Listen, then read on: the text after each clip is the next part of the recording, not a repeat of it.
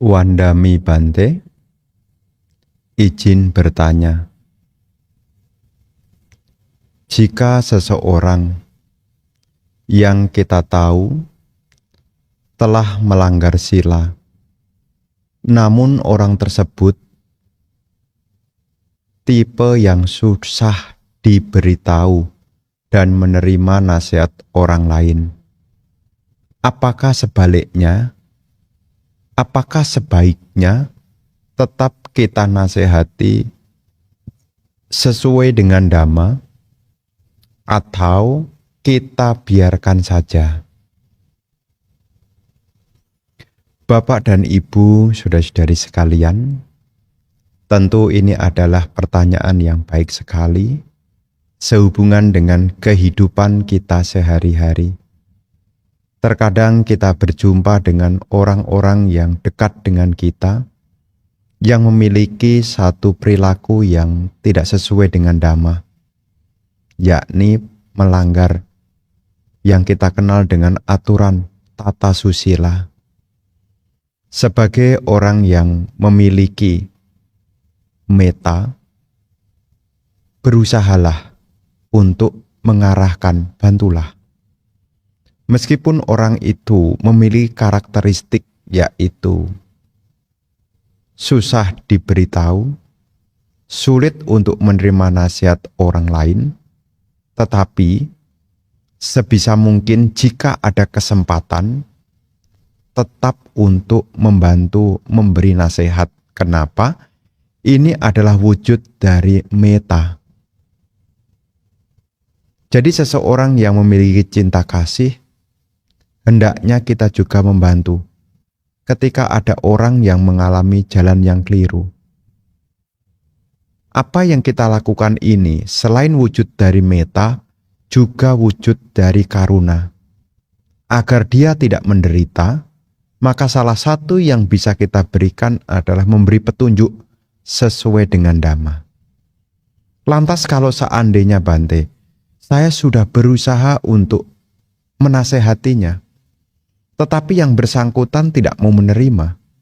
Yang bersangkutan pun juga sepertinya memiliki, yaitu kekeras-kepalaan. Lantas bagaimana? Ketika kita bantu, bantulah. Tetapi ketika bantuan kita tidak direspon, berusahalah untuk UPK. UPK ini artinya tetap tenang. Tidak menyimpan kejengkelan, tidak menyimpan ketidaksukaan. Jadi sejauh ada kesempatan, sebisa mungkin untuk tetap memberi, yakni nasihat sesuai dengan Dhamma. Jangan sampai kita cuek. Urusan itu diterima atau tidak diterima, yang penting kita berusaha dulu. Dan kalaupun tidak diterima bagaimana Bante? Ya tentu, milikilah keseimbangan batin. Kalau kita membantu orang memiliki pandangan yang benar, apakah ini termasuk kebajikan? Tentu. Ini adalah kebajikan yang disebut dengan ditujuk kama. Ditujuk kama itu adalah salah satu jenis kebajikan yang diuraikan di dalam Dasa Punya Kiryawatu. Jadi kalau ibu bapak nanti melihat di dalam buku Dhamma, ada 10 macam perbuatan baik yang disebut dengan Dasa Punya Kiryawatu. Di dalam Dasa Punya Kiryawatu yang pertama adalah dana, yang kedua adalah sila, yang ketiga adalah bawana, yang keempat adalah weyawaca, kemudian yang kelima apacayana, yang keenam patomodana, yang ketujuh patidana, yang kedelapan dhamma sawanang, mendengarkan dhamma, yang kesembilan adalah dhamma sakhaca, membahas dhamma, dhamma desana yang ke-9 maksud saya, dan yang ke-10 adalah dituju kama. Nah, ketika kita meluruskan pandangan seseorang, memberi nasihat, sebetulnya kita membuat kebajikan yang berguna untuk parami kita juga. Ya. Dari 10 macam kebajikan ini akan menjadi parami juga. Meluruskan pandangan. Di 7 kama, meluruskan pandangan. Dengan kita meluruskan pandangan orang lain, sesungguhnya kita juga membuat parami. Berupa metaparami, sacaparami, termasuk juga panyaparami. Ya, jadi ketika ada orang yang susah untuk dikasih petunjuk, jika ada kesempatan dan memungkinkan, berikanlah. Apakah diterima atau tidak? Itu kembali kepada dia. Yang penting kita tetap menjaga, jangan sampai kita malah menjadi jengkel. Begitu ya.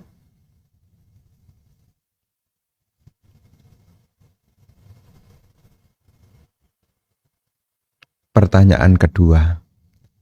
Orang yang sudah mencapai sotapanna, sebelum dia mencapai arahat, apakah orang tersebut bisa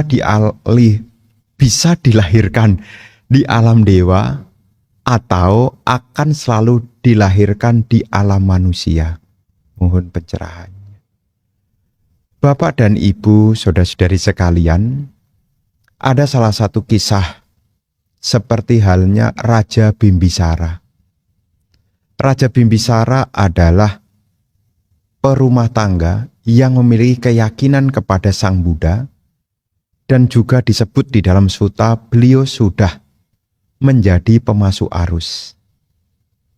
Setelah Raja Bimbisara meninggal, Raja Bimbisara terlahir kembali di alam dewa. Jadi di sini Ibu Bapak, seseorang yang telah mencapai pencapaian sotapanna, dia bisa lahir di alam dewa, termasuk juga di alam manusia. Yang jelas, seorang sotapanna tidak akan mungkin terlahir di 4 alam menderita. Seorang sotapanna tidak mungkin lahir di neraka. Seorang sotapanna tidak mungkin lahir di alam binatang. Seorang sotapanna tidak mungkin lahir di alam peta, termasuk tidak mungkin terlahir di alam asyura. Itu sudah disebutkan di dalam berbagai macam uraian yang ada di sutta. Seorang sotapanna tidak mungkin jatuh di alam menderita. Sudah tertutup pintu kelahirannya untuk jatuh di alam penderitaan.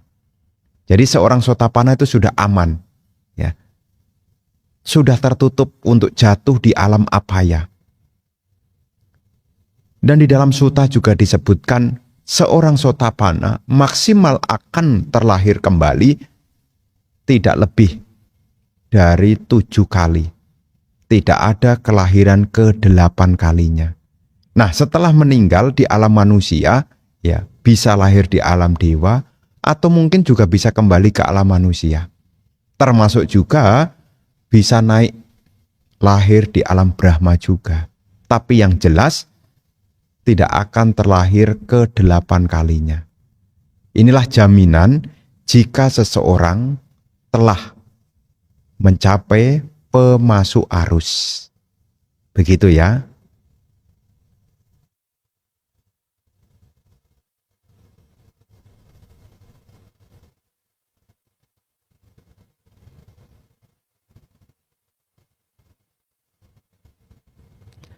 Namo Buddhaya, Bante. Izin bertanya. Bante, sekarang saya praktek meditasi meta. Mau mencoba praktek vipassana. Mohon petunjuk bagaimana cara praktek vipassana yang benar, Bante. Anumodana.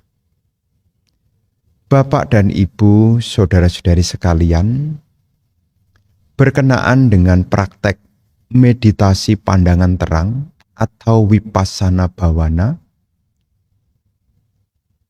seperti apa yang seringkali telah terdengar di antara Bapak Ibu, meditasi Wipasana ini objeknya adalah pancakkhanda. Rupa ini mengacu tubuh, hal-hal yang berkaitan dengan tubuh ini adalah rupa. Dan wedana, apa yang kita rasakan. Sanya, apa yang kita kenali. Sangkara, bentukan-bentukan batiniah. Dan juga winyana, indera pengetahu. Nah, apakah bisa diketemukan di sutta yang mendukung? Salah satunya adalah di dalam Mahasatipatthana Sutta. Mahasatipatthana Sutta ini adalah sutta yang berkaitan langsung dengan meditasi pandangan terang. Kenapa? Di dalam Mahasatipatthana atau Satipatthana Sutta ini mencakup 4 landasan perhatian. Kayanupasana, Wedananupasana, Cittanupasana, dan juga Dhammanupasana. Terus kalau kita sebagai pemula, apa yang bisa kita lakukan? Di sini Ibu Bapak, jika kita mengacu kepada Mahasatipatthana, yang pertama adalah seorang yogi mengarahkan perhatiannya pada kaya. Kaya itu tubuh. Jadi kalau ibu bapak ingin mengembangkan yakni pandangan terang, dimulai dari mana? Jika kita mengacu kepada Satipatthana, di sini dimulai dari mengarahkan perhatian pada aspek jasmaniah. Apa saja yang ada di rupa? Apa saja yang ada di tubuh ini? Yang pertama adalah anapanapaba. Membangun perhatian pada napas masuk, napas keluar, memahami tentang anicca. Anicasanya pada nafas masuk, nafas keluar. Jadi ketika kita duduk meditasi, kita mengetahui kemunculan napas masuk, kemunculan napas keluar, dengan memahami bahwa nafas ini ada kemunculannya, ada keberlangsungannya, dan ada terhentinya. Dengan kita membangun perhatian pada napas masuk, napas keluar, yang mengalami kemunculan dan kepadaman, ini sebetulnya kita sudah melihat tentang pandangan terang sehubungan dengan anicca. Jadi kalau seandainya ibu bapak menggunakan objek anapanasati, meletakkan perhatian pada napas masuk, napas keluar, Anda melihat kemunculannya. Karena nafas itu kan mendorong. Ketika mendorong itu menjadi awalnya. Setelah mendorong, dia akan berhenti. Karena tidak mungkin napas terus kan. Akan berhenti. Setelah berhenti, dia akan keluar. Nah, ini sebetulnya adalah karakteristik dari anicca. Ada kemunculannya, ada keberlangsungannya, dan juga ada terhentinya. Jadi ketika kita mau berlatih vipassana, dari anapanapaba ini bisa mengenali kemunculan dan kepadamannya. Kalau seandainya tidak anapanapaba, apa yang berikutnya? Iriapata. Perhatikan postur tubuh Anda. Baik Anda berjalan, berdiri, duduk, maupun berbaring, Anda memperhatikan tubuh Anda berdasarkan posisi. Ya, posisi kita ini berubah-ubah. Nah, setiap momen perubahan pada postur tubuh ini, Anda bisa melihat ketidakkekalannya. Contoh sederhananya, Anda duduk awalnya tegak. Nanti tubuh Anda ini ya bisa pelan-pelan mungkin bisa membungkuk. Mungkin juga tubuh Anda mungkin juga bisa bergeser posisinya. Nah, memperhatikan postur tubuh ini pun yang mengalami kemunculan dan kepadaman, ini pun juga bagian dari vipassana, yakni iriapata. Memperhatikan yakni postur tubuh. Jadi kalau seandainya Anda menggeser tubuh Anda dalam 4 posisi ini, sebetulnya Anda bisa melihat kemunculan dan kepadamannya. Kemunculan itu apa? Ketika Anda berdiri itu berbeda dengan duduk, ketika duduk juga berbeda dengan berjalan, ketika berjalan juga berbeda dengan berbaring. Makanya dalam postur ini kita hanya membicarakan 4 postur. Karena aktivitas harian kita ya hanya 4 ini. Kalau tidak duduk ya berdiri, kalau tidak berdiri ya berjalan, kalau tidak berjalan ya berbaring. Ya ini postur kita. Nah namanya Iryapata. Selain Iryapata, kita juga bisa memperhatikan Sampajana-paba, aktivitas yang sedang kita kerjakan. Contoh sederhananya, saat Anda mengambil sesuatu, di situ sebetulnya sudah ada momen, baik itu winyana, kesadaran indria, termasuk juga sangkara, bentukan-bentukan batiniah, termasuk juga sanya, pengenalan, termasuk juga wedana. Termasuk juga perubahan postur. Saat Anda mengambil sesuatu misalnya, ya saya ngambil mouse ini misalnya. Saat mengambil, ini pun akan mengalami kemunculan dan kepadaman. Saat bergeser akan berbeda dengan saat mengambil. Dan saat mengambil berbeda dengan saat mengangkat. Dan saat menggeser juga berbeda dengan saat berhenti. Nah, momen-momen pergantian ini disebut sebagai Sampajana-paba. Ya, memperhatikan aktivitas tubuh. Nah, kalau yang tadi sebelumnya adalah postur tubuh, sekarang berikutnya Sampajana-paba, yakni memperhatikan aktivitas tubuh. Ya, termasuk aktivitas apalah yang Anda kerjakan. Melihat kemunculan dan kepadamannya. Nah, kalau duduk meditasi bagaimana, Bante? Nah, Anda juga bisa memperhatikan mulai dari awal. Ketika Anda membangun postur tubuh Anda untuk meditasi, Anda bisa merasakan sentuhan antara tubuh Anda dengan alas duduk. Ini pun juga ada 5 hal, rupa, wedana, sanya, sangkara, dan winyana. Saat Anda mempertegakkan tubuh Anda, menegakkan tubuh Anda bisa merasakan tubuh Anda yang berubah. Anda juga bisa merasakan perasaan Anda yang berubah. Anda bisa mengenali tubuh Anda. Ya, namanya sanya. Termasuk Anda juga bisa mengetahui gerak-gerik dari kondisi batin Anda. Termasuk juga kesadaran indria Anda. Nah, saat memperhatikan ini pun juga sebetulnya sudah bagian dari vipassana. Yakni Sampajana-paba. Karena meditasi vipassana ini adalah meditasi untuk melenyapkan, yakni kemlekhatan. Ya, karena meditasi pandangan terang itu juga mengarah kepada pelenyapan tanha. Setelah seorang yogi mungkin berlatih anapana, napas masuk, napas keluar. Mungkin telah berlatih di dalam Iryapata, memperhatikan postur tubuh. Mungkin juga memperhatikan aktivitas tubuh, Sampajana-paba. Berikutnya adalah memperlihatkan seorang yogi melihat tentang 32 bagian tubuh yang menjijikkan. Nah, untuk apa ini? Untuk mengikis kemlekhatan pada tubuh jasmani. 32 bagian tubuh, ya misalnya 5 awal, rambut, bulu badan, kuku, gigi, kulit, ya. Merenungkan tentang kejijikan dari yang kelihatan dari luar ini. Nah, ini pun juga bagian dari vipassana. Untuk apa? Mengikis yaitu kemelekatan pada kesenangan pada tubuh ini. Merenungkan tentang kejijikan dari tubuh jasmani ini.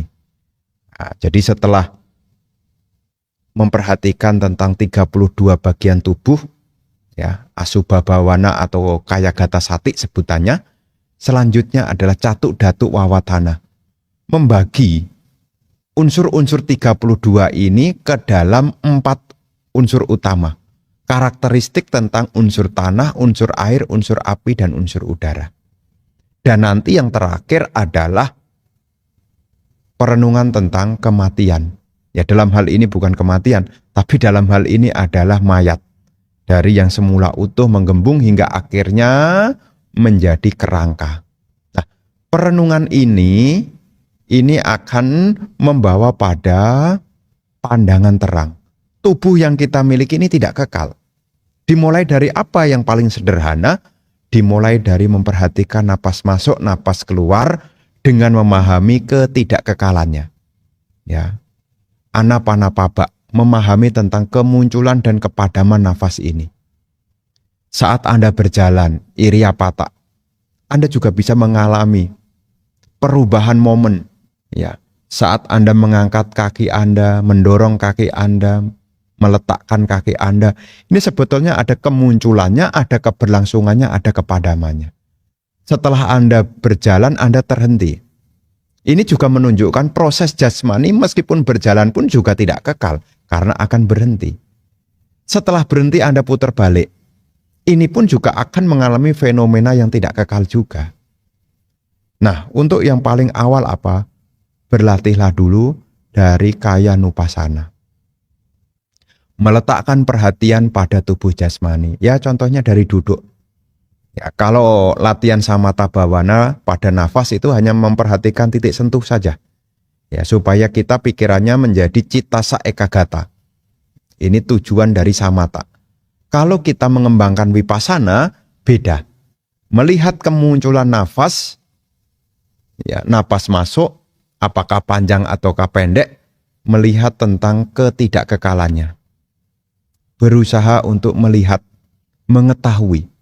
Janati pasati, mengetahui dan melihat bahwasanya nafas ini tidak kekal. Termasuk juga aktivitas tubuh jasmani, ini pun juga banyak tidak kekal. Saat Anda minum, perhatikanlah ketidakkekalannya. Mungkin airnya keminum, air unsur rupa juga. Saat minum, ini pun juga tidak kekal. Air yang semula di dalam mulut akan bergeser. Nah, ini juga memperlihatkan apapun yang ada tidak kekal adanya. Sabe sangkara anicca. Segala bentukan tidak kekal adanya. Nah, termasuk apa yang kita lihat. Ya, apa yang kita lihat. Karena yang di dalam sebetulnya sama dengan yang di luar. Ketika kita memperhatikan ke dalam batin kita, cepat atau lambat kita akan memperoleh pengetahuan tentang hakikat yang sesungguhnya segala hal yang terbentuk dari kondisi-kondisi, semua tidak ada yang kekal. Ini yang mungkin yang pertama yang harus kita latih dulu, ya. Karena dalam landasan perhatian satipatthana itu ada 4. Kaya nupasana, wedana nupasana, citta nupasana, dan dhamma nupasana. Sebelum beralih ke yang lebih halus. Wedana itu halus, cepat sekali. Mengenali perasaan itu cepat sekali. Senang tidak senang itu bergesernya cepat sekali. Citta nupasana juga sangat halus sekali. Termasuk juga merenungkan dhamma. Ini juga halus sekali. Maka ketika seseorang ikut retret, sebetulnya berlatih dari awal. Tentang apa? Kaya nupasana. Apakah kita diminta jalan pelan-pelan? Ya mungkin di antara ibu bapak yang sudah pernah ikut meditasi diminta jalan pelan-pelan. Supaya apa? Pada saat Anda jalan pelan-pelan, waktu Anda berjalan, sampajana aktivitas tubuh Anda bisa mengenali bahwasanya tubuh ini tidak kekal. Ya, saat Anda mengangkat kaki, ya, Anda bisa mengenali ketidakkekalan dari tubuh ini. Mendorong, ya, waktu mengangkat berbeda dengan mendorong. Waktu meletakkan tentu berbeda lagi. Inilah yang disebut dengan segala apapun tidak kekal adanya. Ya, nanti lebih lengkapnya ibu, bapak, ya, bisa sambil membaca kembali sutanya, yakni Satipatthana Sutta, yang dimulai dari kaya nupasana. Jadi ini kurang lebih tentang penjelasan tentang vipassana jika kita menggunakan sutta, yakni Satipatthana Sutta. Ya, kurang lebihnya seperti ini. Jadi Bante berpesan untuk yang awal dulu, untuk yang pemula-pemula, kita latihan dulu, yakni kaya nupasana dulu. Ya, memperhatikan Napas masuk, napas keluar, kemunculannya, kepadamannya. Kalau tidak itu apa? Postur tubuh kita diperhatikan. Maka ketika Anda latihan Vipassana, selain mungkin objeknya napas masuk, napas keluar, Anda juga sesekali juga diminta memperhatikan postur tubuh Anda. Ya, semula tubuh kita nyaman, ini pun juga akan berubah. Tidak kekal juga. Termasuk saat Anda aktivitas tubuh Anda, ini pun juga tidak kekal. Nah, ini dilatih, supaya apa? Sati kita menjadi semakin halus, sehingga nanti kita bisa mengenali tentang Wedana, Sanya, Sangkara, termasuk juga Winyana. Begitu ya.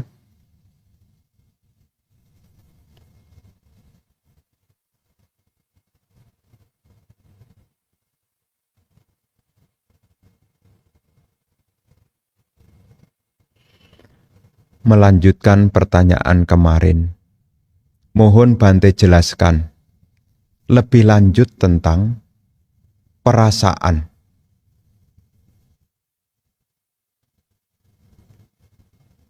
Bagian dari nama yaitu Wedana, perasaan senang, tidak senang, atau netral. Sedangkan marah tidak termasuk nama, tetapi rupa. Sesuai apa yang sedang pelajari. Mengapa demikian? Marah, ya. Marah ini adalah bagian dari sangkara, Bapak dan Ibu. Ya. Jadi kemarahan, jadi kalau Anda marah, ya, ini adalah akusala, ya, perbuatan buruk yang didasari dengan dosa, ya, dosa. Ya. Jadi ketika Anda marah sebetulnya ini berakar pada dosa. Bagian dari akusala, kalau kita belajar Abhidhamma itu pikiran buruk, ya, bentukan-bentukan batiniah yang tidak baik, ya, ada 14. Ada bentukan pikiran tidak baik, ada 14. Nah, salah satu dari 14 itu adalah patiga, ya, kemarahan. Ya, kemarahan. Jadi ketika kita mengalami perasaan senang dan tidak senang, ini adalah Wedana. Kalau ini tidak senang, kita tandai aku, mulai ada aku di situ ya. Nanti akan muncul sangkara. Sangkaranya apa? Salah satunya adalah kemarahan. Jadi kalau ibu bapak, kemarahan ini adalah bagian dari sangkara. Ya, sangkara kanda, bentukan-bentukan batiniah. Sangkara kanda. Nah, kalau rupa itu apa? Mengacu kepada 4 mahabhuta dan ditambah 24 turunannya. Maka rupa itu ada 28. Kalau di Sutta, ya biasanya hanya mencakup hanya 4 yang dijelaskan. Tentang unsur tanah, air, api, dan udara. Patawi, apo, tejo, wayo. Ya, patawi, apo, tejo, wayo. Nah, ketika kita meditasi, kita bisa mengalami 5-5-nya sebetulnya. Hanya tadi saya bilang, Wedana, Sanya, Sangkara, Winyana ini sangat halus. Ya, saat duduk meditasi misalnya begini nih. Saat Anda duduk meditasi, tubuh Anda yang menyentuh, nah mulai dari situ dulu. Tubuh Anda yang menyentuh alas duduk. Tubuh ini adalah rupa, alas duduk ini adalah rupa juga. Tubuh rupa, alas duduk juga rupa. Tapi di tubuh ini ada yang namanya kayak winyana. Kesadaran indria, ini bagian dari nama. Dalam hal ini adalah winyana kanda. Nah, saat duduk, di sini ada keterlibatan. Tubuh itu rupa, alas duduk juga rupa. Kesadaran tubuh ini, kayak winyana, ini sudah winyana kanda. Nah, ketika 3 hal ini ketemu, ya ada tubuhnya, ada alas duduknya, ya kayak Anda di rumah duduk begitu ya. Anda bisa rasakan sebetulnya. Tubuh Anda menyentuh alas duduk. Di tubuh kita ini ada kesadaran pada sentuhan, kayak winyana. Ketika 3 hal ini ketemu, terjadilah kontak, namanya pasa. Ya. Setelah ada kontak, Anda bisa merasakan. Apa yang Anda rasakan setelah tubuh Anda bersentuhan dengan alas duduk? senang, tidak senang, atau biasa saja. Nah, itu sebetulnya sudah bagian dari apa? Wedana juga. Wedana kanda. Kemudian dalam pengenali, oh tempat duduknya keras. Nah, pengenalan pada keras, lembut, ini adalah sanyak kanda. Nah, pada saat Anda sudah duduk, kemudian muncul cetana. Aku ingin meditasi. Sangkara kanda, muncul cetana. Kemudian Anda mengarahkan perhatian pada objek. Ada witaka, ada wicara. Termasuk juga ada manasikara. Ini adalah sangkara kanda.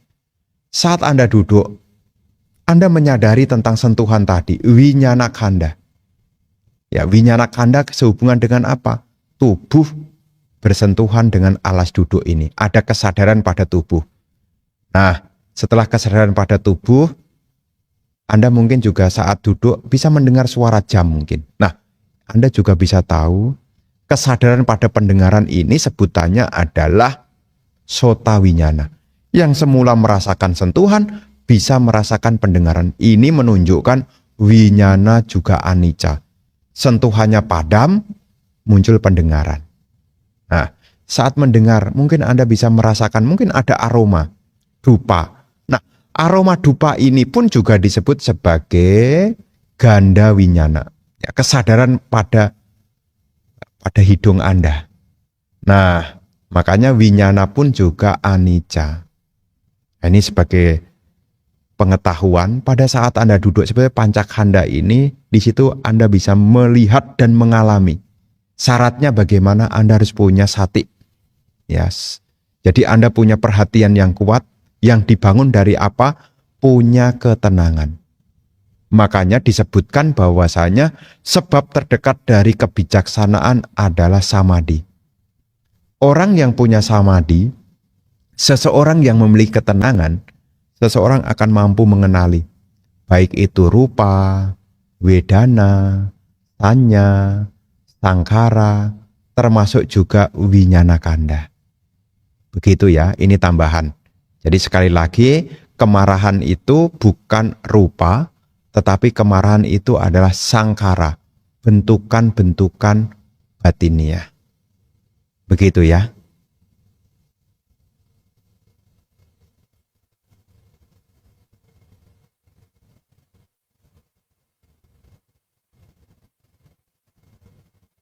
Oh, ada bentulan. Oh, ada revisi lagi.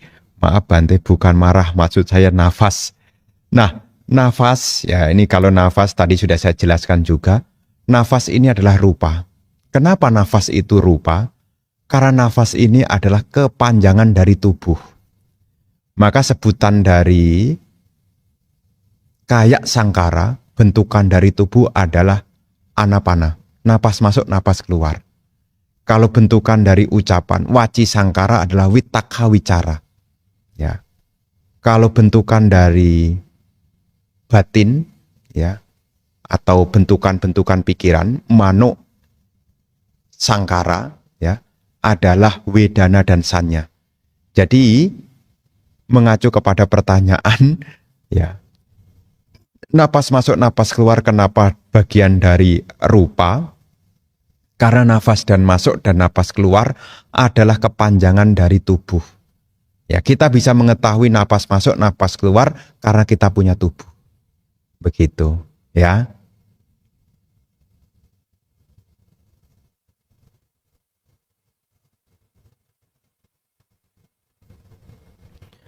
Bante, karma buruk saya sedang berbuah berupa kondisi larangan untuk mendalami ajaran dan praktek Buddhism.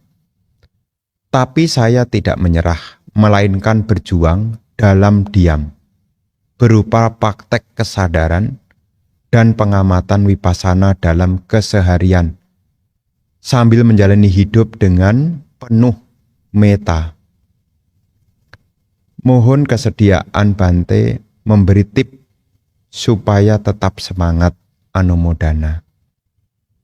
Bapak dan Ibu, saudara-saudari sekalian, memang kadangkala kita berada di lingkungan yang kurang mendukung. Tetapi jangan sampai lingkungan yang kurang mendukung ini menjadi sebuah halangan untuk berlatih dhamma.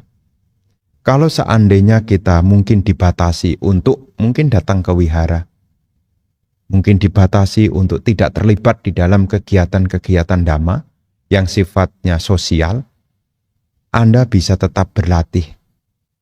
Meskipun kondisi tidak mendukung, tetap berlatih. Karena sesungguhnya kita berlatih untuk diri kita sendiri. Dan satu karma baik dalam kehidupan ini, ketika kita bisa mempraktekkan dhamma. Salah satunya adalah memiliki cinta kasih yang seperti tadi disampaikan. Berusaha menjalankan hidup dengan metta. Artinya apa? Menjalankan hidup tanpa kebencian. Karena metta itu artinya tidak membenci. Seseorang yang punya cinta kasih adalah seseorang yang tidak membenci. Seperti dalam Karaniya Metta Sutta. Jangan karena marah dan benci mengharap orang lain celaka. Jadi karakteristik dari metta adalah membebaskan kita dari kebencian. Karena fungsi metta itu adalah untuk menghalau, yaitu kebencian. Nah, bagaimana supaya kita termotivasi? Tentu kita harus ingat, segala bentukan apapun di dunia ini tidak ada yang kekal. Apapun yang kita miliki, apapun yang kita sayangi, termasuk apa yang kita cita-citakan sekalipun, semua juga akan terpisah dari kita. Apapun yang kita miliki akan berubah, akan terpisah.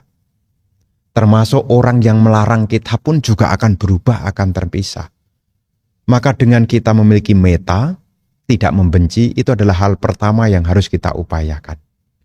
Setelah itu, kita juga menyadari kehidupan yang tidak kekal, kita berusaha untuk sebisa mungkin memahami tentang ketidakkekalan. Nah, kita paham hidup ini tidak kekal. Maksudnya memahami ketidakkekalan bagaimana? Ketika Anda diam, duduk, tidak beraktivitas, cobalah Anda sambil melihat apa yang Anda rasakan dalam tubuh Anda. Oh, saya merasakan tubuh yang sedang duduk. Sambil merasakan tubuh saat duduk, apa yang Anda rasakan? Oh, tubuh ini juga terasa berat. Nah, ini adalah pemahaman tentang tubuh juga tidak kekal. Merasa tubuh berat. Setelah tubuh berat, apa yang Anda rasakan? Pikiran mengembara. Nah, pikiran yang mengembara ini pun juga mengajarkan tentang apa? Pikiran pun juga tidak kekal. Baik itu winyana khanda, termasuk juga sangkara khanda. Jadi ketika kita berlatih di dalam dhamma, ya kita harus ingat tentang apa? Yang pertama, jangan membenci meskipun lingkungannya tidak mendukung. Tetap mengembangkan cinta kasih seperti apa yang disampaikan. Kemudian yang kedua, merenungkan tentang ketidakkekalan. Dan senantiasa bersyukur, hari ini saya punya kesempatan untuk berlatih. Tentu ada salah satu kisah yang memberi inspirasi. Salah satunya adalah Raja Bimbisara. Raja Bimbisara itu pernah mengalami kondisi yang kurang menyenangkan. Anaknya yang bernama Pangeran Ajatasattu membelenggu, yang dalam kisah disebutkan Raja Bimbisara dipenjara. Artinya apa? Tidak bisa melakukan aktivitas. Tetapi meskipun beliau terpenjara, beliau terus semangat di dalam pengembangan batin. Ya, di lain sisi memang beliau adalah seorang Sotapanna. Ya, meskipun tubuhnya terpenjara, tetapi batinnya itu ya mulai pelan-pelan terbebaskan. Terbebaskan dari apa? Dari pandangan keliru. Karena kita tahu seorang Sotapanna ya sudah lepas dari pandangan tentang adanya diri yang kekal. Memahami tentang ya sangkara khanda, winyana khanda, sanya khanda, wedana khanda, rupa khanda yang kita kenal dengan panca khanda ini adalah bukan milikku, bukan aku, bukan diriku. Nah, ini pun juga bisa dilatih. Jadi kita harus bersyukur dengan apa yang hari ini masih kita miliki. Meskipun keluarga tidak mendukung, Meskipun kita dibatasi, tapi dengan rasa bersyukur itu kita tidak membenci, kita juga berusaha untuk berlatih apa yang bisa kita lakukan. Merenungkan salah satunya adalah berkesadaran, melakukan apa yang terbaik saat ini. Kalau di rumah mungkin tetap berupaya, mengembangkan pikiran yang baik, bertutur kata yang baik, termasuk juga melakukan perbuatan-perbuatan baik secara jasmani. Bisa dilakukan di rumah. Apakah membersihkan rumah? Lakukanlah dengan hati yang bahagia. Apakah merapikan tempat tinggalnya? Lakukanlah dengan hati yang bahagia. Dan sambil merenungkan, apa yang ada ini tidak kekal. Nah, salah satu kisah, yakni kisah tentang Bante Culapantaka. Bante Culapantaka itu memiliki keterbatasan dalam hal pengingatan. Tapi beliau bisa memahami Dhamma, bahkan beliau bisa mencapai kearahatan setelah beliau melakukan aktivitas. Salah satunya adalah membersihkan. Pada saat beliau membersihkan menggunakan lap, ya, lapnya itu awalnya bersih. Kemudian ya, dibersihkan, ya. Jadi tempatnya dibersihkan dengan lap itu, timbul pengertian. Ya. Yang semula bersih bisa jadi kotor. Beliau memahami bagaimana pikiran ini pun yang semula bersih bisa jadi kotor, termasuk juga yang semula kotor bisa menjadi bersih. Timbul pengertian tentang ketidakkekalan. Beliau akhirnya dapat mencapai kearahatan. Nah, ini bisa dibaca dalam riwayat Bante Culapantaka. Ada kisah ini.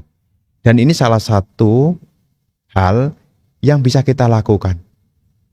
Meskipun kita tidak bisa berpergian, kita bisa tetap dalam aktivitas harian, tetap bisa praktek Dhamma dalam hal pengembangan batin. Baik itu vipassana maupun juga samatha, ketenangan batin. Begitu ya.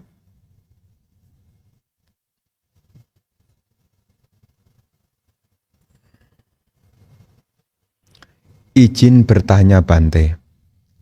Bante, di Dhammapada 29 itu dikatakan, ketika Buddha bertanya kepada biku yang malas, biku tersebut menjawab seolah-olah ia rajin.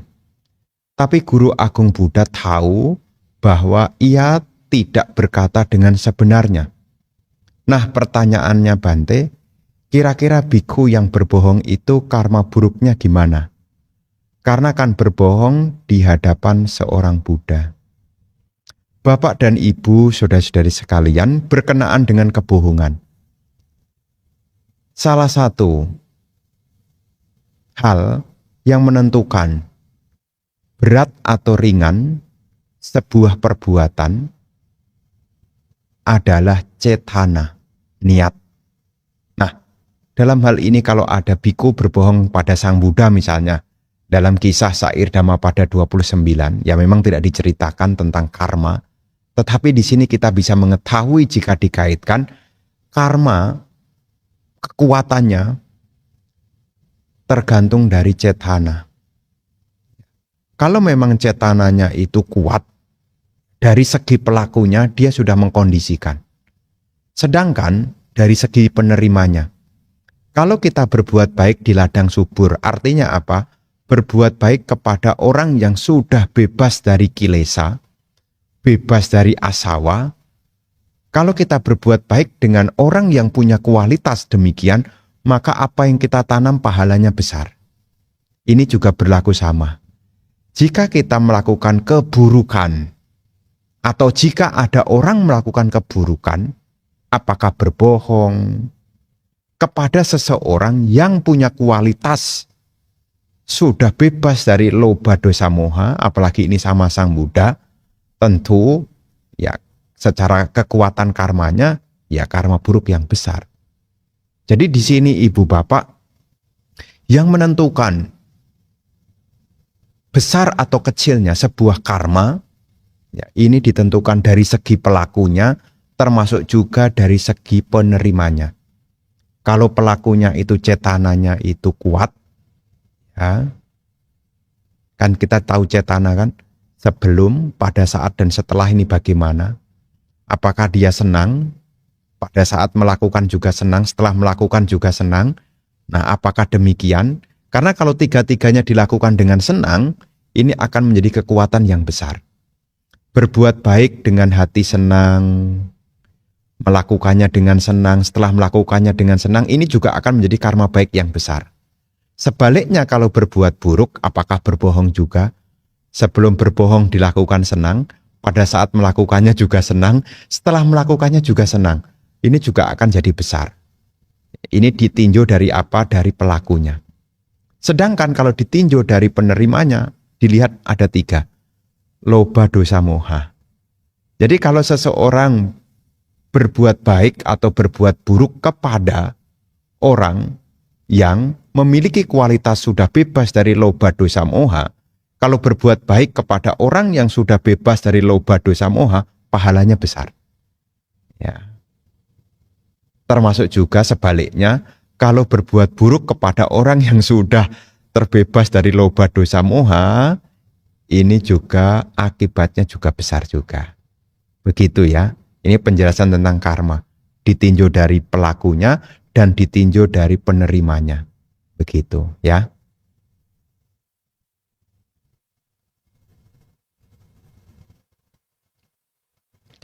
Selamat malam Bante. Saya izin tanya. Sawaka Buddha dengan Arahanta sama enggak? Mohon penjelasannya. Nah, Sawaka Buddha itu sebetulnya juga seorang Arahanta. Sawaka Buddha itu artinya apa? Seseorang yang mencapai kearahatan. Pencapaiannya adalah kearahatan setelah mengikuti petunjuk dari Sama Sambuddha. Sawaka itu artinya murid. Sawaka itu artinya murid. Jadi seorang Sawaka Buddha ini pun juga disebut sebagai Arahanta. Kenapa? Karena seorang Sawaka Buddha telah menghancurkan yakni loba, dosa, moha. Maka sebutan dari orang yang telah menghancurkan loba, dosa, moha disebut sebagai Arahanta. Dari akar kata ari. Ari itu artinya musuh. Jadi orang yang telah mengalahkan musuh. Apa musuhnya ini? Loba, dosa, moha. Jadi seorang Sawaka Buddha telah melenyapkan keserakahan, kebencian, dan juga kebodohan batin. Loba, dosa, moha. Beliau juga mencapai kearahatan. Sama Sambuddha, Paceka Buddha, dan Sawaka Buddha, tiga-tiganya memiliki kesamaan. Apa yang menjadi sama? Yaitu sama-sama mencapai kearahatan. Sama-sama mencapai kearahatan. Karena sama-sama telah menghancurkan yaitu asawa. Termasuk yang dalam bahasa lain ya, telah menghancurkan loba, dosa, moha. Hanya nanti kalau sama Sang Buddha itu mencapai kearahatan, maka disebut yang maha suci. Ya, mencapai kearahatannya beliau dengan usaha sendiri dan beliau mengajarkan dhamma. Ini sama Sang Buddha. Sedangkan Paceka Buddha mencapai kearahatan dengan usaha sendiri. Tetapi beliau tidak mengajarkan dhamma. Sebutannya Paceka Buddha atau disebut juga sebagai Buddha diam. Ya, silent Buddha, ada nyebut begitu. Ya, Paceka Buddha. Sedangkan Sawaka Buddha mencapai kearahatan setelah mengikuti petunjuk, yakni Sama Sambuddha. Begitu ya.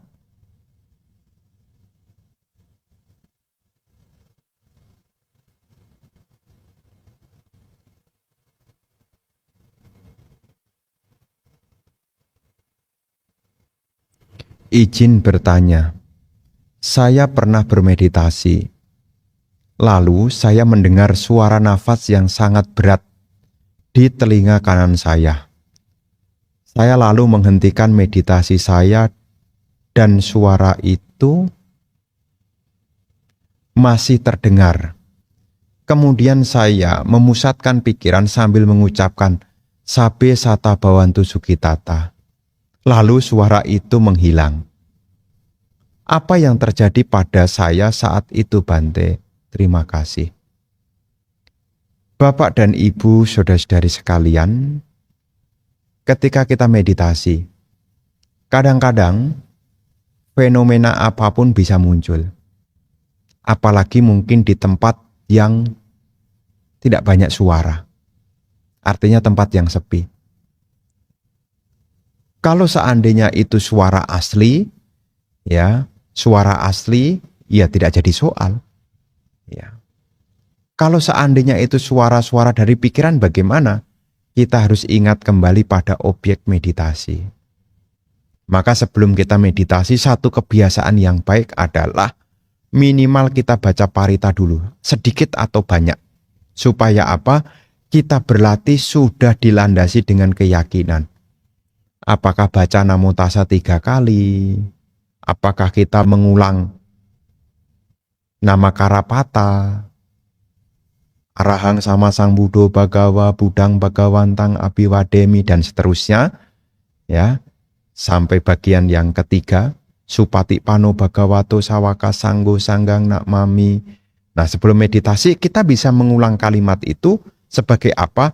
Kita berlatih karena landasan keyakinan. Jadi ibu bapak, ketika Anda mengalami meditasi, ya mungkin ada suara beneran sekalipun, tetap ya tenang aja. Ya kalau Bante Utamo mengajarkan kepada kita, apapun yang bukan objek, abaikan. Ya kalau seandainya napas masuk, napas keluar sebagai objek utamanya, apapun yang bukan objek tidak diperhatikan. Ya hanya kembali ke napas masuk, napas keluar. Jadi apa yang terdengar di suara ya tidak diberi perhatian. Ya, ini untuk apa? Untuk mengembangkan ketenangan batin. Ya jadi nanti kalau seandainya ada pengalaman, nah pengalaman itu sebagai bentuk tambahan dalam perjalanan spiritual. Karena ketika Anda berlatih, Anda akan punya pengalaman yang satu dengan yang lainnya beda-beda. Ya terus berlatih, terus semangat, sebisa mungkin ya tetap tidak membiarkan pikirannya berkelana. Kembali kepada objek yang patut untuk diperhatikan. Begitu ya tanggapan saya.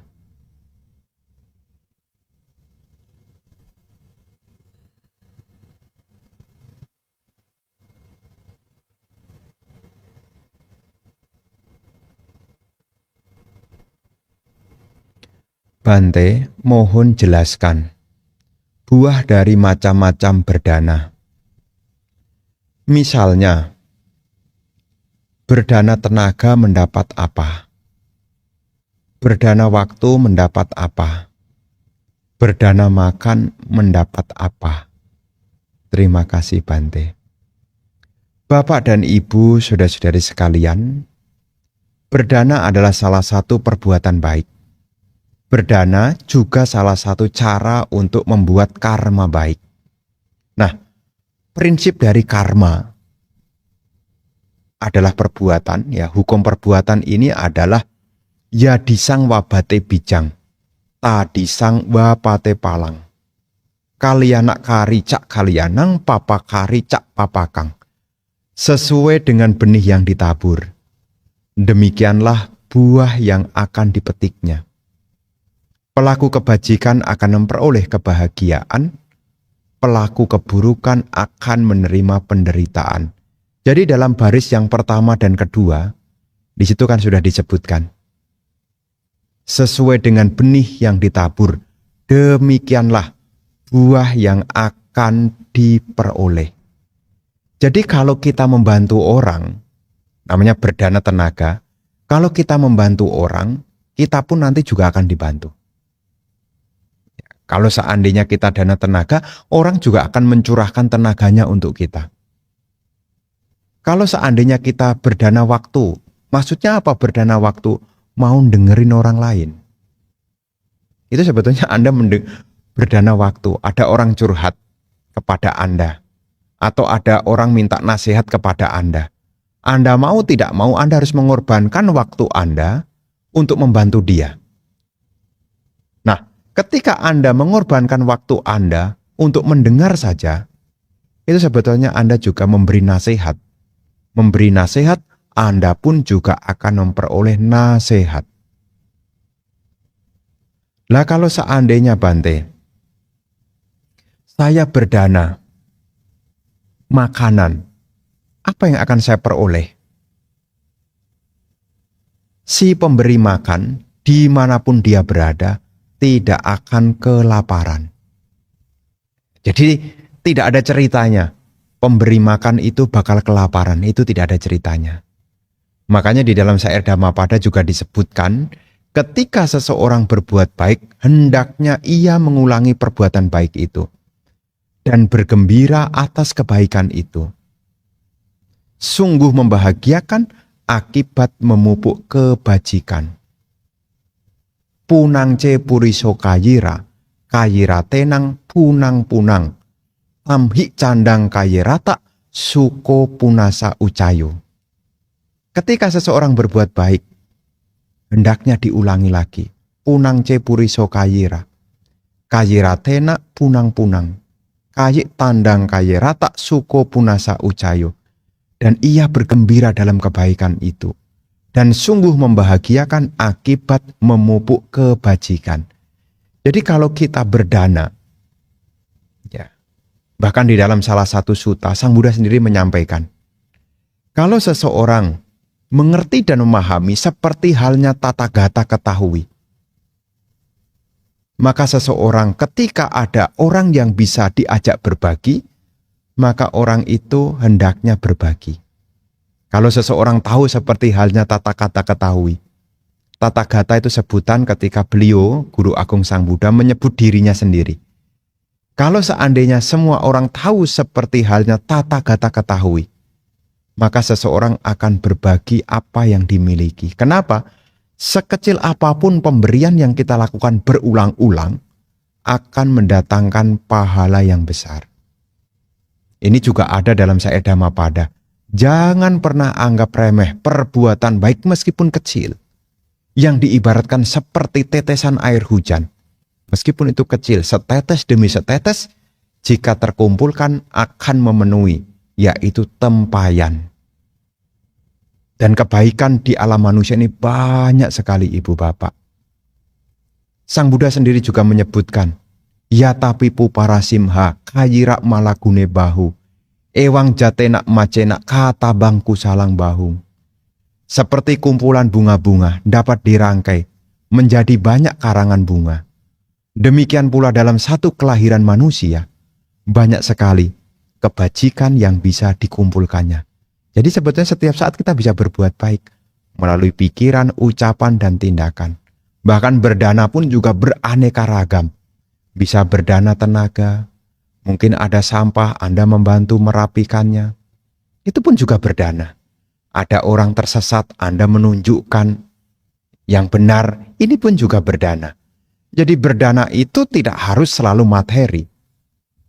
Anda bisa berdana pengetahuan. Anda mengajar, apa menjadi pengetahuan Anda juga berdana. Ya. Seperti kami para biku ngajarin tentang tentang meditasi, itu pun sebetulnya juga berdana juga. Berdana apa? Berdana berupa dhamma. Ya. Bukan berdana materi, tetapi berdana berupa dhamma.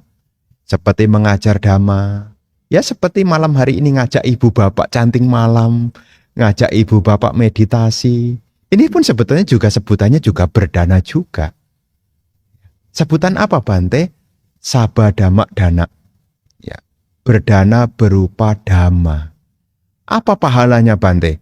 Kalau seseorang memberi dhamma, yang jelas dia membuat kebajikan jenisnya adalah di 7 kama, meluruskan pandangan. Jadi ketika kita memberi pengetahuan, buahnya adalah pengetahuan. Ya, maka orang yang berbagi pengetahuan, maka pengetahuannya akan bertambah. Jadi setiap saat sebetulnya kita bisa berdana. Seperti ya para biku mengajak umat untuk ayo baca parita, ayo meditasi. Ya. Ini pun juga bagian dari berdana. Meskipun bukan dana berupa materi. Jadi berbuat baik itu tidak selalu ukurannya adalah materi. Begitu ya.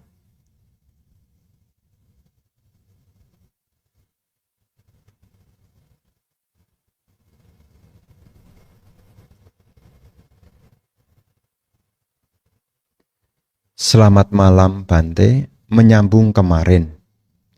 Kalau misal objek tersebut membangkitkan nafsu pada diri kita, apa sebaiknya dihindari?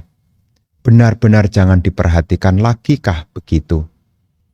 Karena kalau benar-benar stop, seperti tetap ada rasa kerinduan untuk objek tersebut. Apa sebaiknya kita pelan-pelan hindari, berlatih atau langsung di stop? Lagi pula, apakah kalau diperhatikan terus-menerus apa bahayanya? Bapak dan Ibu, saudara-saudari sekalian, menyambung pertanyaan dari kesenangan indriawi. Kesenangan indriawi ini adalah hal yang sifatnya menagih. Terus bagaimana Bante? Supaya kita mampu mengatasinya, kita harus menggantinya. Kalau mengurangi sedikit-sedikit bagaimana? Kalau mengurangi sedikit-sedikit tentu akan ada keingat lagi. Ya, jadi sarannya bagaimana? Sebisa mungkin untuk tidak diperhatikan. Itulah kenapa di dalam bagian dari sila tata kebiasaan, kalau ibu bapak membaca di dalam Wisuddhimagga ya, bagian dari sila, kalau biku itu adalah Patimokkha sila, kalau perumah tangga adalah Pancasila. Pancasila Buddhis maksud saya. Setelah itu di dalam sila itu adalah indriya sangwara, mengendalikan pintu indriya. Dan pintu indriya ini biasanya mengejar objeknya.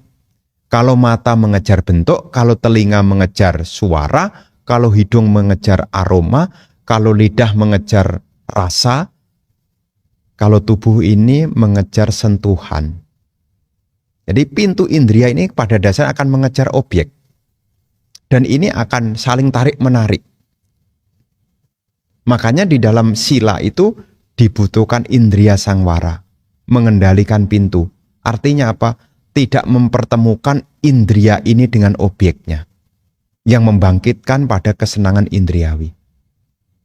Kemudian di dalam sila itu juga ada, yakni bojana matanyu. Ya, bojana matanyu artinya tahu ukuran makan. Ya. Dan yang keempat bagian dari sila adalah pacaya sanisita, yakni apa? Memiliki penghidupan yang baik.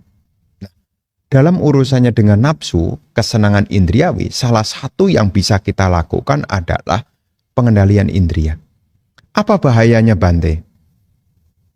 Pengendalian indriya itu perlu dilakukan untuk kita menjadi terjaga, tidak terbawa oleh api berupa kesenangan indriya, raga gina.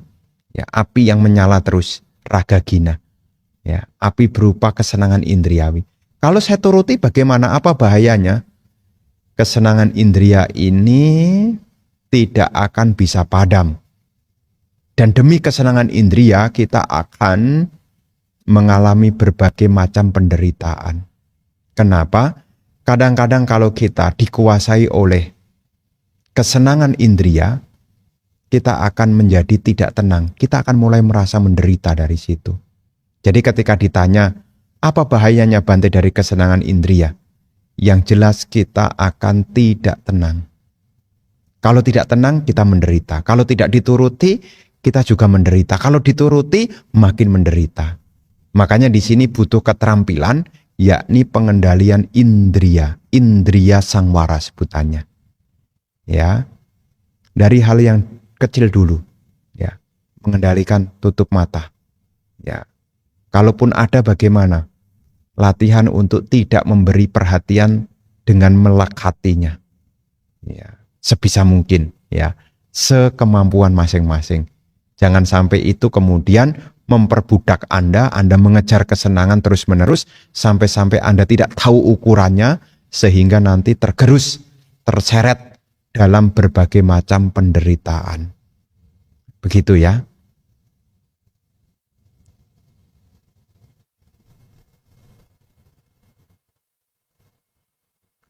Selamat malam Bante.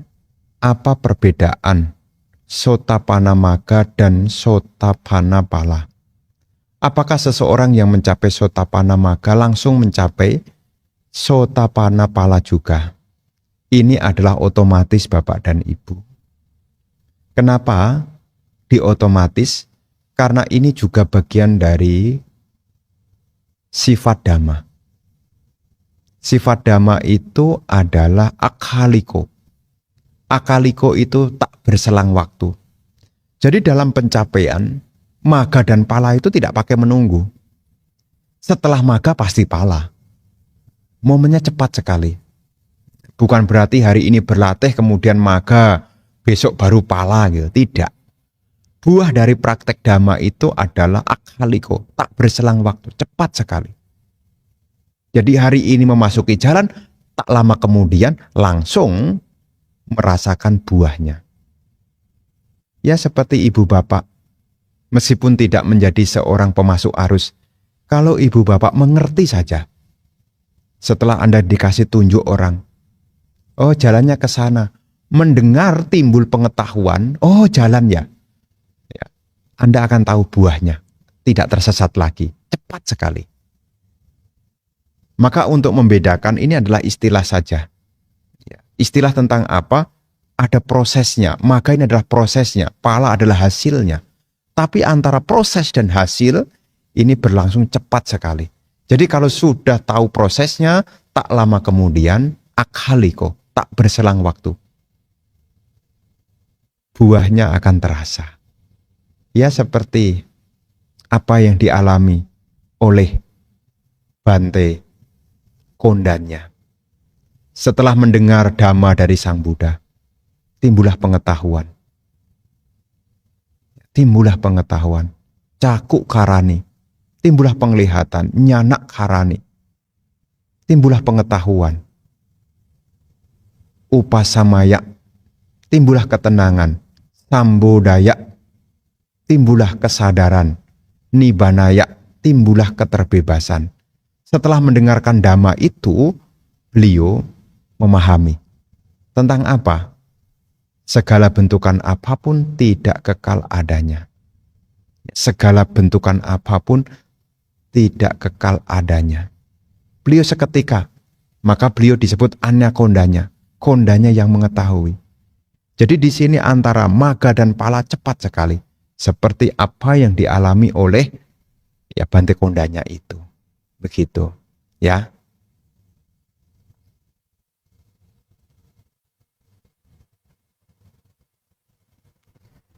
Selamat malam Bante. Bagaimana cara mengikis atau menghilangkan karma buruk agar hal-hal baik atau cita-cita kita segera tercapai? Mohon penjelasannya. Bapak dan Ibu, saudara-saudari sekalian, disebutkan tentang 3 hal. Apa yang bisa kita lakukan untuk mengikis karma buruk, untuk mengkondisikan karma baik? 3 hal ini. 1. Dana maya punya. Membuat kebajikan dengan praktek berdana. Apakah dana materi ataukah dana berupa pengetahuan dhamma? Artinya apa? Kita membuat kebajikan dari kemurahan hati kita, yaitu berdana. Setelah berdana apa? Yang kedua, sila. Memiliki tutur kata yang baik dan juga perilaku yang baik. Nah, ini sila maya punya. Kebajikan yang diperoleh dari praktek kemoralan. Tutur katanya baik, termasuk juga perilakunya baik. Apa tutur kata yang baik itu? Tidak berbohong, tidak menghasut, tidak berkata kasar, dan juga tidak membual atau omong kosong. Jadi kalau kita bisa mengembangkan sila, ini pun akan membuat karma baik kita berbuah, sekaligus juga mengikis karma buruk. Kemudian yang ketiga adalah meditasi, bawana maya punya. Ya, bawana maya punya ini terbagi menjadi dua. Bawana dalam hal pariyati, yaitu belajar dhamma. Ya, Anda belajar dhamma, tetap belajar dhamma. Ya. Ini namanya bawana berupa pengembangan batin, berupa pariyati, itu belajar dhamma. Kemudian yang kedua adalah pati-pati. Bawana berupa praktek. Praktek apa? Salah satunya adalah meditasi meta bawana. Jadi kalau Anda mengembangkan meta bawana, sebetulnya Anda juga mengembangkan kebajikan melalui pikiran. Bawana maya punya. Jadi ini adalah 3 hal yang menjadi pengingatan. Maka ketika kita mengawali hari, minimal kita ingat ini. Kemurahan hati apa yang akan saya lakukan hari ini? Perilaku baik saya apa yang patut saya terus jaga? Termasuk pikiran baik apa yang akan saya kembangkan. Nah, urusan pikiran tadi, salah satunya adalah mengembangkan meta bawana. Termasuk juga, Anda juga bisa berwipasana juga, intinya meditasi ya. Kemudian yang kedua, urusan sila. Tutur kata Anda baik, perilaku Anda baik. Dan ingat, apa praktek kemurahan hati yang bisa Anda lakukan di hari ini. Begitu ya.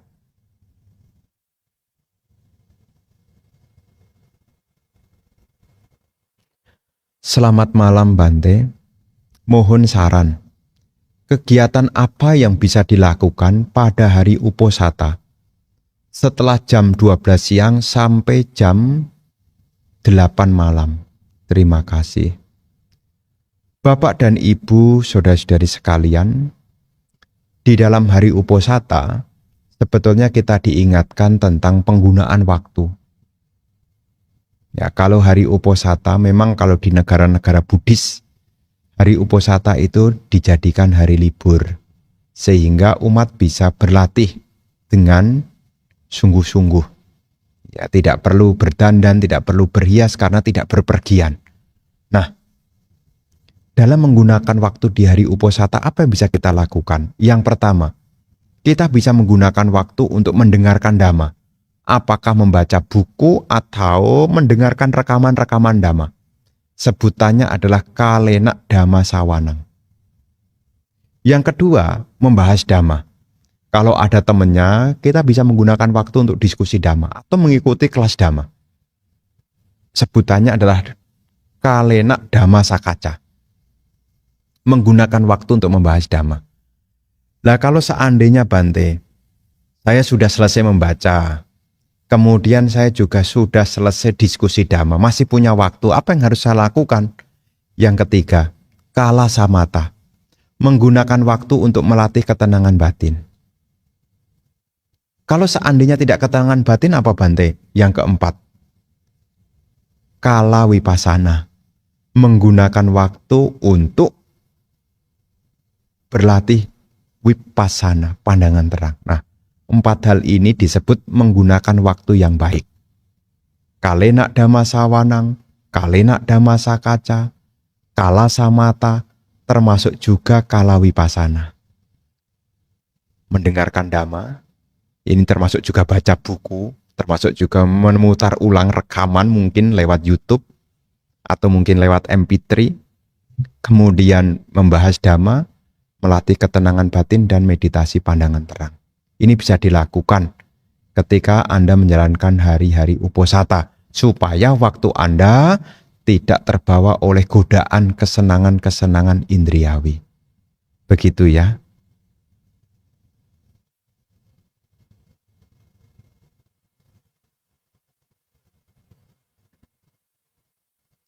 Selamat malam Bante, Namo Buddhaya. Izin bertanya Bante, di dalam meditasi wipasana, kenapa ya Bante selalu ada hayalan yang mengganggu? Kita berusaha fokus ke objek tapi selalu timbul lagi. Nah, pertanyaannya bagaimana mengatasi khayalan ini? Di sini Ibu Bapak perlu berlatih, yakni ketenangan batin dulu, supaya Anda kuat di dalam sati. Khayalan itu adalah bagian dari kama canda. Kesenangan-kesenangan indriawi itu akan dimunculkan oleh pikiran kita, termasuk angan-angan. Ini adalah kama canda. Kama canda adalah bagian dari 5 niwarana. Dan niwarana ini bisa diatasi jika seseorang mengembangkan samadhi. Jadi supaya untuk meminimalisir, yaitu hayalan-hayalan, godaan-godaan kesenangan indriawi, Anda belajar dulu, latihan dulu sebelum vipassana, latihan dulu ketenangan dulu. Supaya apa? Anda bisa kuat di dalam sati. Ya, sati itu artinya ingat. Ya, ingat. Untuk mengingat bagaimana kita butuh objek. Jadi sebelum meditasi Anda meta bhavana dulu. Kalau tidak meta bhavana mungkin anapanasati, memperhatikan titik sentuh dulu. Untuk samatha, ketenangan. Anda bisa perhatikan. Intinya, Anda butuh ketenangan. Karena niwarana itu bisa diatasi dengan samadhi. Khayalan itu adalah perwujudan dari kama canda. Tanpa adanya samadhi, maka kama canda akan terus muncul, terus muncul, terus muncul. Ingin ini, ingin itu, diingatkan ini, diingatkan itu. Begitu. Jadi bagaimana mengatasinya? Latihan ketenangan dulu. Ya, latihan ketenangan. Maka ketika Anda ikut latihan meditasi, ketenangan itu juga hal yang perlu dimiliki juga. Meskipun meditasi Buddhis tujuannya tidak pada ketenangan. Tapi ketenangan itu akan membantu kita untuk berkembang di dalam vipassana. Begitu ya.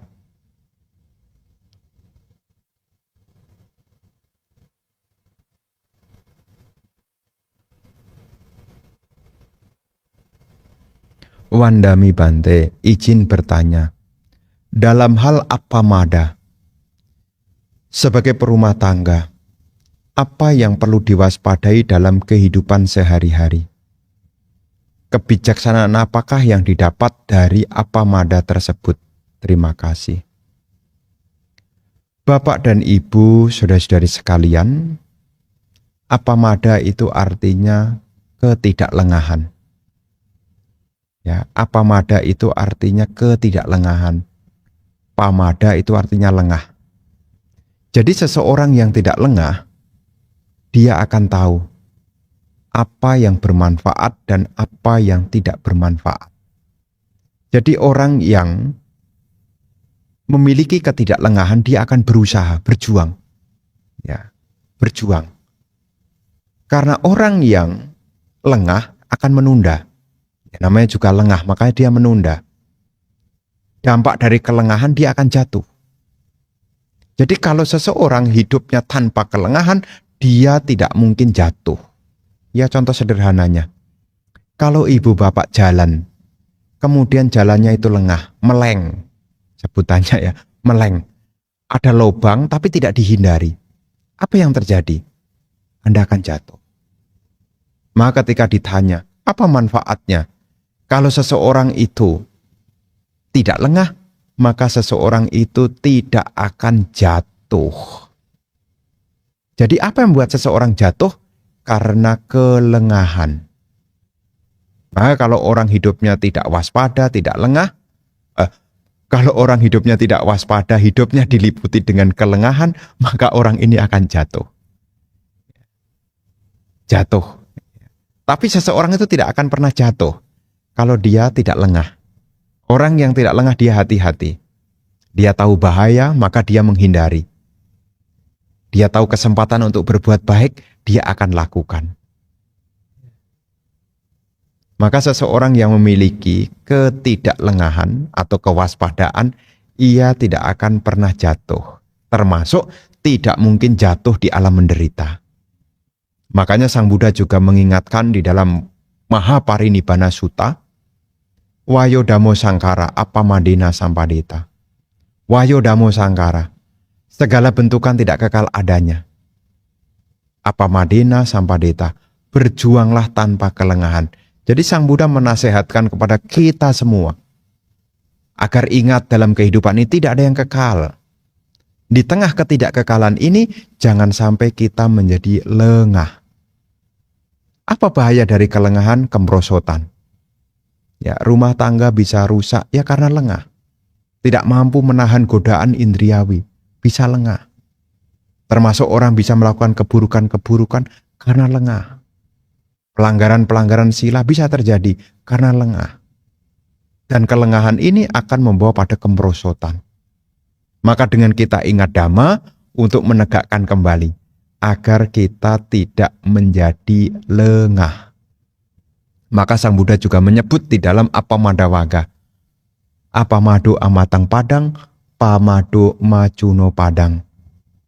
Apamata nak miati, ye pamata yatamata.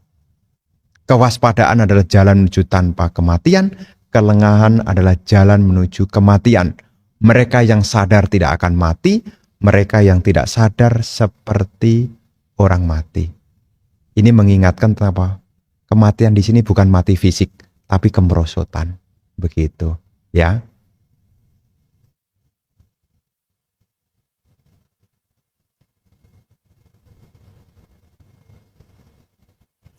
Bapak dan Ibu, saudara-saudari sekalian, ini sebagai, masih ada ternyata.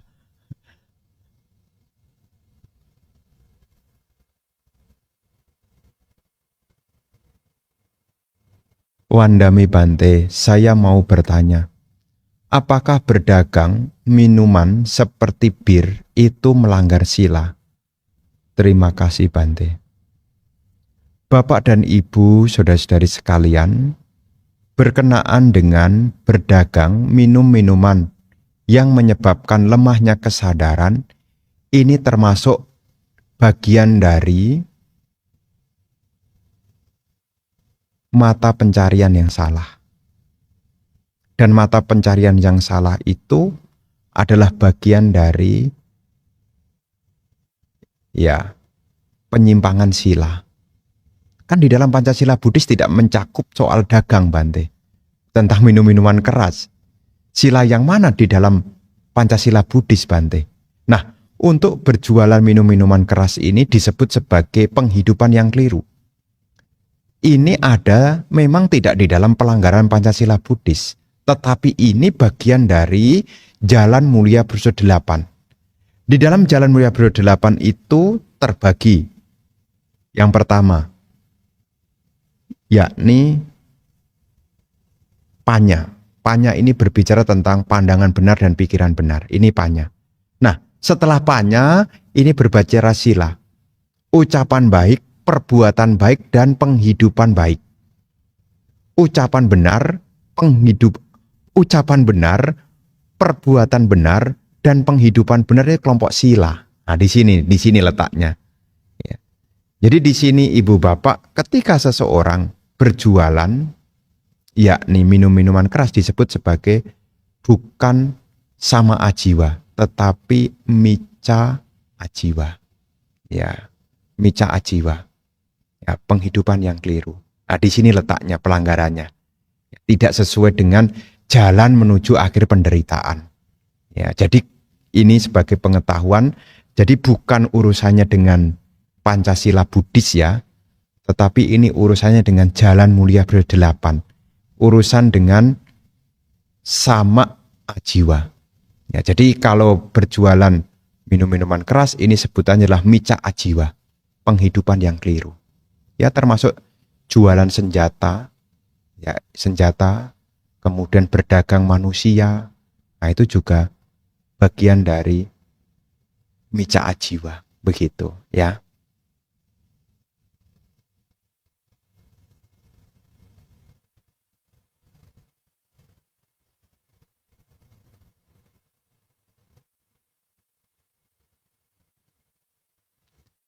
Malam Bante, izin bertanya.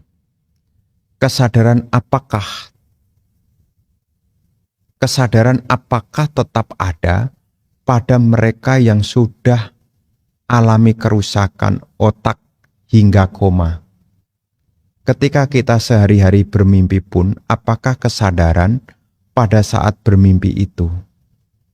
Bapak dan Ibu, saudara-saudari sekalian, meskipun seseorang dalam kondisi koma, sebetulnya arus kesadaran itu masih ada. Selama masih ada unsur kehidupan, masih ada hadaya watu, unsur kehidupan, maka kesadaran masih ada di sana.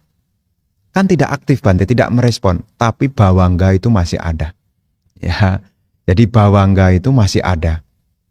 Meskipun dia tidak merespon, tetapi karena masih ada hadaya watu, unsur kehidupan masih ada, maka kesadaran masih ada di sana.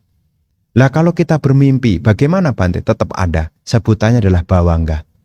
Bawangga itu ya dalam bahasa psikologis namanya masih ada peran dari alam bawah sadar kita. Makanya kita bisa bermimpi. Mimpi itu bisa mengacu kepada apa yang kita pikirkan, apa yang kita angan-angankan, termasuk kesan-kesan. Itu juga bisa menghasilkan mimpi juga. Begitu, ya. Bapak dan Ibu, saudara-saudari sekalian, mengingat waktunya sudah malam, jadi untuk pertanyaan yang belum terjawab, ya, kita sambung di esok hari. Ya, terima kasih atas kebersamaannya. Sekali lagi mohon maaf jika ada yang sudah menulis belum sempat terjawab. Besok kita berjumpa kembali. Semoga rangkaian Dhamma Sakhaca malam hari ini bisa menambah pengetahuan Anda di dalam Dhamma, sehingga mendukung di dalam praktek Dhamma, hingga akhirnya kita dapat merealisasi tujuan tertinggi Nibbana.